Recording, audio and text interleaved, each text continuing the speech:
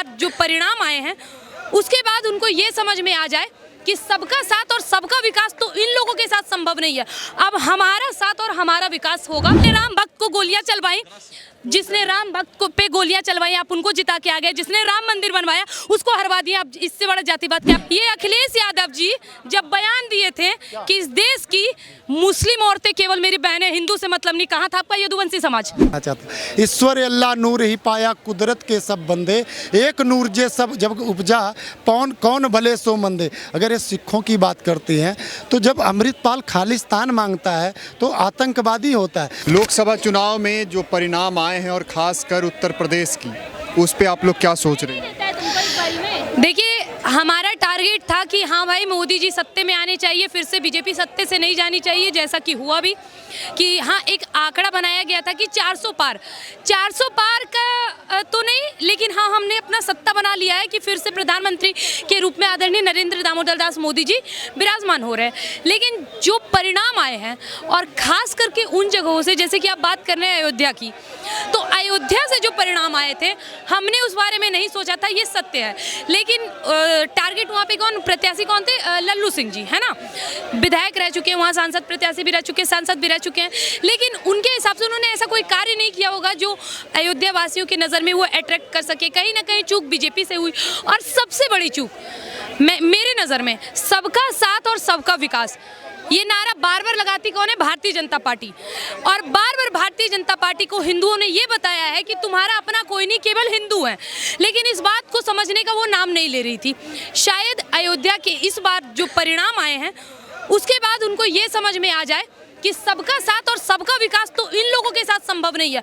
अब हमारा साथ और हमारा विकास होगा तभी फिर से सत्ता में आएगी, नहीं तो परिणाम ऐसे ही निकलेंगे। लेकिन अयोध्या में तो कहा गया कि वर्ल्ड क्लास का इंफ्रास्ट्रक्चर बनाया गया, उसके बाद भी अगर भाजपा की स्थिति होती है और विपक्ष अब हमला करने लगा है कि राम छोड़ दिए हैं भाजपा को। नहीं, अब मैं आपको बताती हूँ, जो लोग कह रहे हैं ना कि तुम धर्म में लड़ रहे हो, हिंदू मुस्लिम कर रहे हो, धर्म में आपस में मत लड़ो। अरे हम तो करते नहीं भैया, असली तो धंधा ये खोल के बैठे हैं, ये तो अपने हो जाते हैं और हम टूट जाते हैं। कहाँ टूटते हैं? हम हिंदू नहीं हैं। हम कौन है? हम ब्राह्मण हैं, हम राजपूत हैं, हम वैश्य हैं, हम शूद्र हैं, हम यादव हैं, हम तेली हैं, हम शाह हैं, हम मोदी हैं। हम हिंदू नहीं हैं।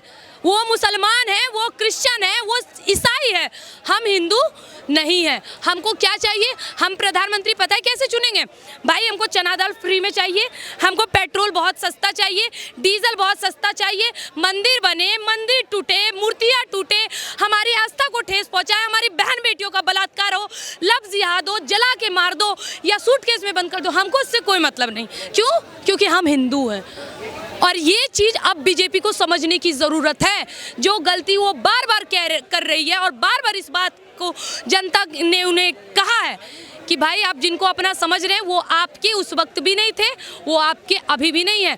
ऐसे ही देर नहीं लगा है 500 साल राम मंदिर बनने में। उसका कारण है गद्दारी हम में है सर, जयचंद हम में है, और ऐसे जयचंदों की वजह से आज हमारा भारत इतना नीचे गिर रहा है। जेपी नड्डा का भी एक बात कहना चाहूँगा, ये हार भारतीय जनता पार्टी की नहीं है, ये हार उन हिंदुओं की है जो एक गर्व से कहते हैं कि हम हिंदू हैं। बिल्कुल ठीक है, ये उत्तर प्रदेश की जनता ने जो कहा है कि विकास के नाम पे वोट डाला है, राहुल गांधी का ऐसा कहना है।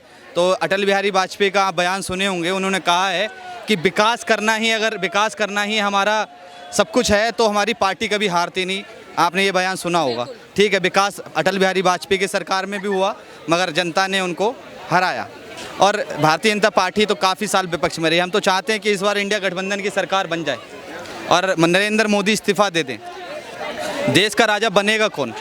क्या राहुल गांधी देश के राजा बनेंगे? अखिलेश यादव, मल्लिकार्जुन खड़गे या सोनिया गांधी?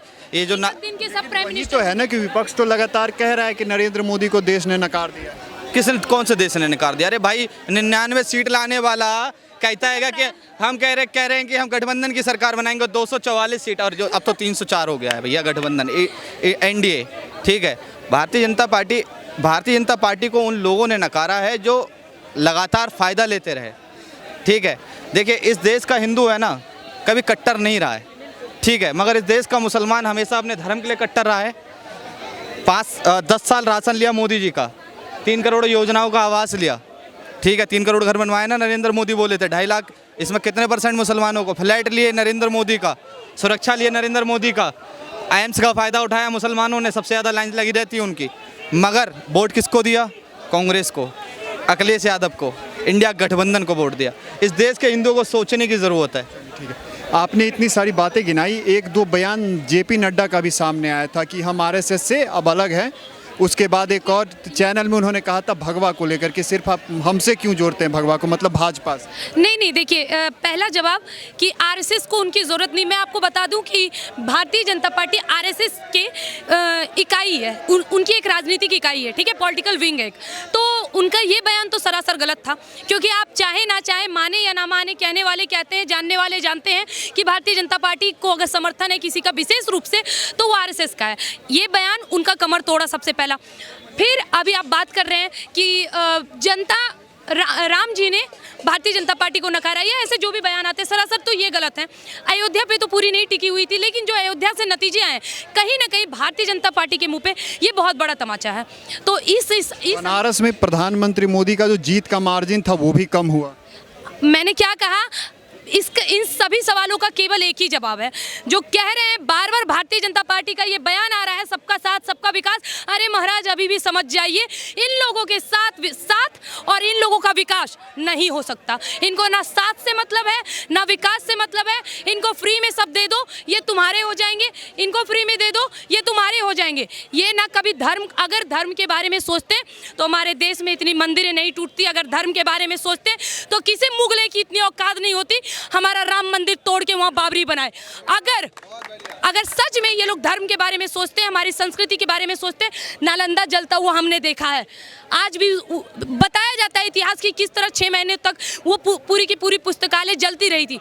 किसकी बदौलत सर? हिंदू बहुसंख्यक थे ना। आज भी हमारे देश में हिंदू बहुसंख्यक है। सुनते हैं नारा इन लोगों का है, सनातन धर्म डेंगू मलेरिया है ना। और ये चंद्रशेखर सिंह ये बयान देते हैं कि भाई हमें तो रामायण ऐसी उल्टी पढ़ा दी गई है जिसमें कहा गया है कि शूद्रों को शिक्षा देना मतलब सांपों को दूध पिलाना।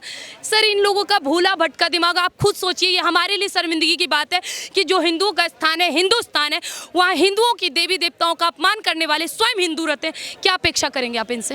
लेकिन वही सुधाकर सिंह तो जीत गए, डीएमके वहाँ जीत गई, तो कहीं ना कहीं जनता तो उन्हें अपना रही है ना। जो उनके बयान आ रहे हैं उस पर भी जनता धामी। मैं आपको बता दूं कि एक बार पूर्ण रूप से कांग्रेस इस सत्ता से जा चुकी है, अब आने की उम्मीद ना रखें। और ये जो परिणाम आप देख रहे हैं, ये परिणाम है भारतीय जनता पार्टी के लिए एक संदेश के रूप में कि यदि आप हमारे नहीं हुए, क्योंकि इतिहास गवाह है सर। और आप एक बार बच्चे से पूछें तो पता है क्या कहते हैं हिंदू लोग, वो हमारी सरकार है। किसकी सरकार है?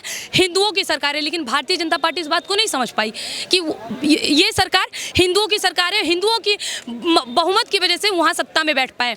और अयोध्या और बाकी जगहों पे जैसे रिजल्ट आए हैं ना, अमेठी से स्मृति ईरानी भी हार गई हैं, तो ये रिजल्ट कहीं ना कहीं भारतीय जनता पार्टी के मुंह पे थप्पड़ है। और जो अभी इनको लग रहा है ना, क्या कह रहे हैं, राहुल गांधी इधर मंदिर जा रहे हैं, इधर नड्डा जी का बयान आता है कि बीजेपी को भगवा से मत जोड़ो। हाँ, नहीं जोड़ रहे, ये बात सच्चाई है। भगवा को बीजेपी ने नहीं लाया है। भगवा हमारी शान है, महाराणा प्रताप शिवाजी और हमारी माता पे चुंदरी भी भगवा रंग के चढ़ते हैं, तो ये बीजेपी के दिन नहीं है, ये सत्य है। लेकिन कहीं ना कहीं भारतीय जनता पार्टी के आने के बाद भगवा का क्रेज जो हम युवाओं के दिल में बढ़ा है, उसका श्रेय हम भारतीय जनता पार्टी को देंगे। और ये सत्य है, हम इसे स्वीकारते हैं। तो अगर आप इसी भगवा के नाम पर जीते हैं और अपनी सरकार बनाए हैं, और आज आपको इस भगवा को अपनाने में शर्म आ रही है, तो इसका परिणाम शायद इससे बुरा हो सकता है। लेकिन इसका असर अब पड़ेगा, क्योंकि दो बड़ी पार्टियां जो अपने आप को सेकुलर कहती है, जदयू और टीडीपी, और वो दोनों इस सरकार की बैसाखी बनी हुई। लेकिन उम्मीद यही रखिए, क्योंकि अभी तो 303 अभी पहुंच गए आंकड़ा, तो अब तो संभव नहीं है जो आप कहना चाह रहे हैं कि प्रधानमंत्री कौन बनेगा। अगर जीत उनकी हुई तो वही बात है, एक दिन नीतीश कुमार प्रधानमंत्री बनेंगे, या फिर एक दिन राहुल गांधी, एक दिन ममता बनर्जी, एक दिन अखिलेश यादव, पिताजी तो उनके रहे नहीं। तो वो अगर मामला यहाँ पे चलेगा तो अब ये चीज़ संभव नहीं। सोचिए भी मत, नीतीश कुमार और चंद्रबाबू नायडू जी हमारे थे, हमारे ही रहेंगे, उनके पास कोई ऑप्शन नहीं है। राजनीति का नियम है साम दाम दंड भेद, ये नीति अपनानी पड़ी, और जिस भी हिसाब से उन्हें अपना बनाना पड़े हम अब बना लेंगे। लेकिन आपने यहाँ अखिलेश यादव का नाम लिया, उन्हीं के पार्टी से एक सांसद बने अफजाल अंसारी, मुख्तार अंसारी के भाई, तो उन्होंने तो एक तो कहीं ना कहीं हिंदुओं ने वोट दिया होगा। मैंने क्या कहा सर, जयचंद अपनों में है सर, जयचंद अपनों में है। मोहम्मद गौरी इस देश में नहीं आ पाता अगर जयचंद नहीं चाहता। तो अगर अपने में फूट है तो हम क्या करें सर, हम लोग क्यों मर रहे हैं? आप देखते होंगे छोटे छोटे युवा बच्चे वो सब तैयार हो रहे हैं किस लिए? धर्म के लिए। हर किसी के मुंह पे जय श्री राम है, हर किसी के कंधे पे भगवा गमछा है। किसकी देन सर? कहीं ना कहीं इसका श्रेय भारतीय जनता पार्टी को जाता है। और ये हमारे देश की विडंबना है कि मुख्तार अंसारी के भाई अफजल अंसारी गाजीपुर से जीत गए। इससे बड़ी शर्मिंदगी की बात क्या होगी कि हिंदुओं के बहुल क्षेत्र हिंदुस्तान में ऐसे नेता चुन के आ रहे हैं और ऐसे प्रत्याशी बिठाए जा रहे हैं जो जेएनयू में खड़ा होकर नारा लगाता था, अफजल हम शर्मिंदा हैं, तेरे कातिल जिंदा हैं, भारत तेरे टुकड़े होंगे, इंशाअल्लाह।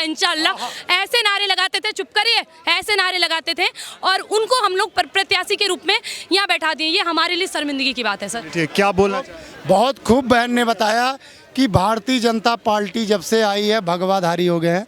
बहन शायद इतिहास नहीं पढ़ी है, छत्रपति शिवाजी महाराज को भूल गई। सर आप इससे छत्रपति शिवाजी महाराज को अधजल गगरी छलकत जाए हमारे बिहारी में बैठा, खेलो अगर बिहारी से तो खेलो बड़ा होशियारी से, ये हमारा है। सुनो इससे पहले हम बता रहे हैं, आप मेरा पूरा बयान नहीं सुने हैं, ये अपलोड होगा तो सुन लीजिएगा। इसमें हम साफ बोले हैं कि भारतीय जनता पार्टी भगवा लेके नहीं आई, हमारी माता पे चुंदरी भी भगवा चलता है, हमारे महाराणा प्रताप भगवा के लिए लड़े, छत्रपति शिवाजी महाराज भगवा के लिए लड़े। सर पूरा बात तो सुनिए कम से कम, अच्छा दिक्कत तो यही है। मैंने तो आपका धन्यवाद कहा, आपने तो गुस्सा। हाँ, मैंने तो वही बोला कि साथ बहन को अब राणा प्रताप की बात कर दिए। तो राणा प्रताप जब युद्ध लड़ रहे थे कोई ठाकुर उनका साथ नहीं दिया था, मुसलमान साथ दिए थे, एससी ओबीसी के लोग साथ दिए थे। और इतिहास पढ़ ले मेरी बहन, ठीक है? इतिहास ये पढ़ के आते हैं, ये कौन सा इतिहास पढ़ना ही मानते हैं? से पढ़े। मैं राजा भैया को जानती हैं कि नहीं मेरी बहन? राजा भैया को जानती है कि नहीं? अपने इतिहास कहाँ से? मैं वही बता रहा हूँ ना, राजा भैया स्वयं खुद स्पीच देकर खुद बताया। अच्छा सुन लीजिए। सुनिए, हमें ये भी पढ़ाया गया हिंदू मुस्लिम सिख ईसाई आपस में सब भाई भाई और सभी ने संपूर्ण योगदान निभाया है किस लिए? भारत को आज़ाद करवाने में। तो एक बात बताइए, हिंदू आज़ाद करवाए, हिंदुस्तान में रहे, सिखों ने अपना देश नहीं माना, मुसलमानों ने अपना देश माना, वहाँ गए, ठीक है? यहाँ पे उनकी ज़रूरत नहीं मानते हम हिंदू मुस्लिम सिख ईसाई भाई भाई, हमारे भाई हैं, हमारे सिख भाई हैं, हमारे जैन भाई हैं, हमारे पारसी भाई हैं, जिनकी आबादी कम है वो हमारे भाई। और सुनिए कौन भाई हैं?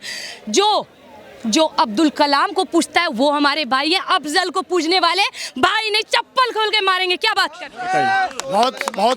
बहुत खूबसूरत बोला इन्होंने कि अफजल को पूजने वाले को चप्पल से मारो। लेकिन कहने का तात्पर्य ये है, इन्होंने दोहा कहा तो मैं भी एक दोहा कहना चाहता हूँ। ईश्वर अल्लाह नूर ही पाया कुदरत के सब बंदे, एक नूर जे सब जब उपजा कौन भले सो मंदे। अगर ये सिखों की बात करते हैं तो जब अमृतपाल खालिस्तान मांगता है तो आतंकवादी होता है। बागेश्वर बाबा जब हिंदुस्तान मांगते हैं तो ये तो हिंदुस्तान है। ये देश हिंदुस्तान है, मैं मानता हूँ। ये देश लोकतंत्र से चलता है, ये देश संविधान से चलता है। इन्होंने अभी एक उदाहरण और दिया था, ठीक है, कि यहाँ पे सबको साथ लेके चला जाता है। तो कहाँ आप साथ लेके चलिए बताइए कहाँ साथ? नफरत आप बोलते हैं। एक मिनट, आपका दोहा जो भी था, ठीक है, आपने एक बात के लिए टारगेट क्यों कर रखा है? सबसे पहले मुझे आप हिंदू ही लग रहे हैं, ठीक है? आपने स्वीकार किया, इसके लिए आपको धन्यवाद। करना पड़ेगा सर, ऑप्शन नहीं है। आप ग्रंथ ना भी पढ़े फिर भी हिंदू मानना पड़ेगा। कुलदीप यादव है, बहन को बता दूं। सर आप यादव समुदाय से हैं, ठीक है सर। किस जगह से सर आप? जौनपुर मलनी सर लोकसभा। अखिलेश यादव जी के पिताजी का नाम क्या है? मुलायम सिंह यादव। ठीक है, यादव जी को मानते हैं, यदुवंशी को मानते हैं। श्री कृष्ण के पिताजी का नाम वासुदेव के पिताजी का नाम क्या है सर? आप बताते रहिए, हम तो सब जानते हैं, आप बताइए। इतिहास आपको सब पता, हमें सब पता, आप बताते हैं, ठीक है?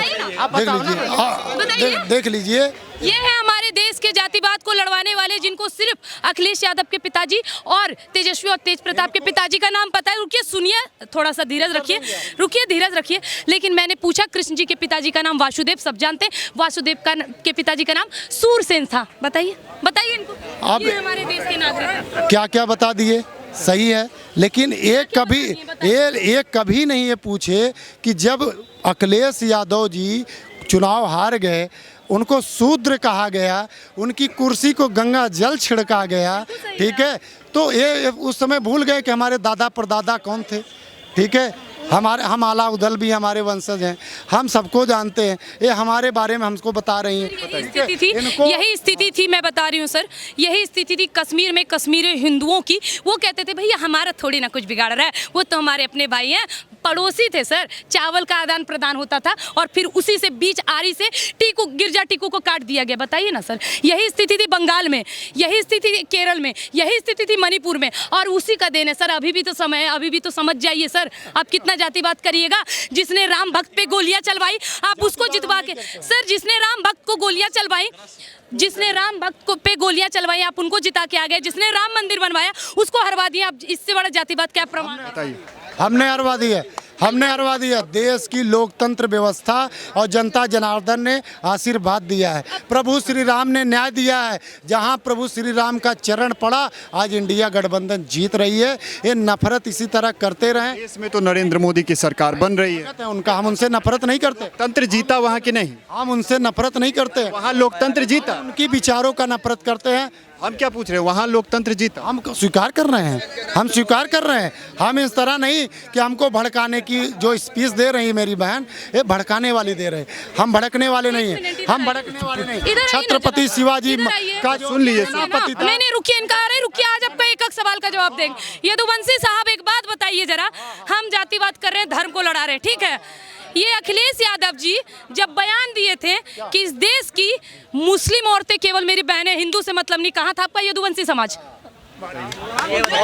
ये स्वीकार कर ली, वो सिर्फ 2 शब्द बोल दिए, वो याद है, वो याद। पहले मैं शब्द और जोड़ते अब देखो उत्तर तो लेती नहीं। नहीं अब नहीं, अरे बहुत बोल लिया, अब नहीं बोलने देंगे, अरे बहुत बोल लिया। सुनिए, दूसरा, जो राम को लाए हैं हम उनको लाएंगे, ये नारा क्यों है? आप बता दें, व्हाट्सएप यूनिवर्सिटी के छोटे छोटे लल्लों को इस बात का जवाब दे दें कि जब 1990 में आडवाणी जी का रथ यात्रा निकला था, उस वक्त उसका नेतृत्व करने वाले कौन? आदरणीय नरेंद्र दामोदर दास मोदी। इसीलिए हम बार बार इस बात का आह्वान करते हैं कि जो राम को लाए हम उनको लाएंगे। इतना ही नहीं, धारा 370-35 से जैसे जघन्य मुद्दे पे सबसे पहले वार्तालाप और आंदोलन करने वाले कौन? आदरणीय नरेंद्र मोदी जी। तो बार बार हम ना चाहते हुए भी उनका समर्थन करेंगे, क्योंकि हमारा वक्त खराब हो सकता है, रक्त खराब नहीं है सर।